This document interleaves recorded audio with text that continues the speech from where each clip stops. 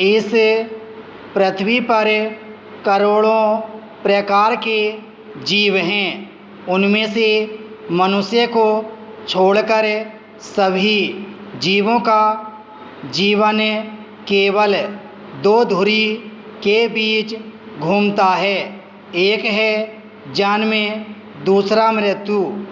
इसके बीच उनके जीवन की कोई उपलब्धि नहीं होती है। लेकिन मनुष्य जीवन थोड़ा अलग होता है। मनुष्य के जीवन में जन्म के साथ सिर्फ शरीर का विकास नहीं होता है, बल्कि उनकी बुद्धि और विवेक का भी विकास होता है। मनुष्य के बुद्धि विवेक के साथ जो उन्हें प्राकृतिक रूप से मिलती है, विशिष्ट होने की भूख या इच्छा, दरअसल जीत हार को लेकर हमारे मानस का विकास ही इस तरह किया गया है कि कोई भी हारना नहीं चाहता है। हर किसी की यही इच्छा होती है कि उनकी जीत ही तय हो। सभी सफल ही होना चाहते हैं, क्योंकि सफलता का मानदंड जीत को ही तय किया गया है। हार को जीत के रास्ते के तौर पर भी नहीं स्वीकार किया जाता है, बल्कि हारने वाले को कमतर के रूप में आंका जाता है।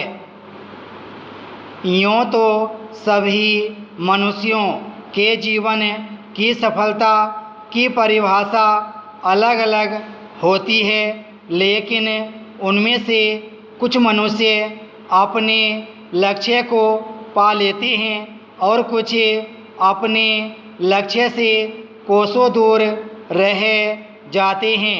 विकास क्रम में यह सुनिश्चित हुआ कि मनुष्य सृष्टि का इकलौता ऐसा जीव है जिसके लिए कुछ भी असंभव नहीं है। मनुष्य को अद्भुत रूप से चिंतन करने, भविष्य की संभावनाओं का आकलन करने, स्वप्न देखने और अपनी बुद्धि और विवेक से निर्णय लेने की अद्वितीय क्षमता प्राप्त हुई है।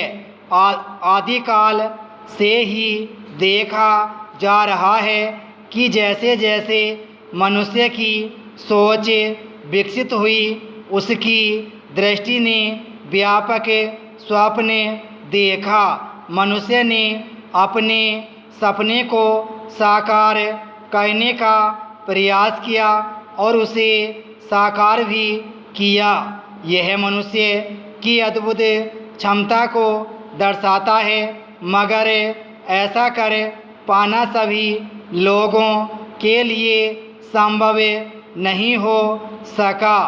कालक्रम में जैसी व्यवस्था निर्मित और विकसित हुई, उसमें यह क्षमता कुछ ही मनुष्य या वर्गों के दायरे में सिमटती गई।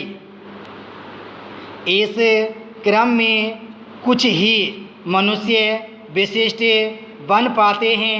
अब सवाल है कि क्या ऐसा होने के पीछे भाग्य की बड़ी भूमिका है? क्या यह जन्मजात ही तय होता है कि कौन कितना सफल होगा? क्या इसे लेकर उनकी नियति पहले से ही तय होती है, या विशिष्ट मनुष्य के अंदर कोई खास गुण होता है? क्या सफल होने की आदत को सीखा जा सकता है? क्या हार को जीत में बदला जा सकता है? तो इसका जवाब है कि लोगों का दृष्टिकोण ही उनका भाग्य है। यह किसी को जन्मजात नहीं मिलती है।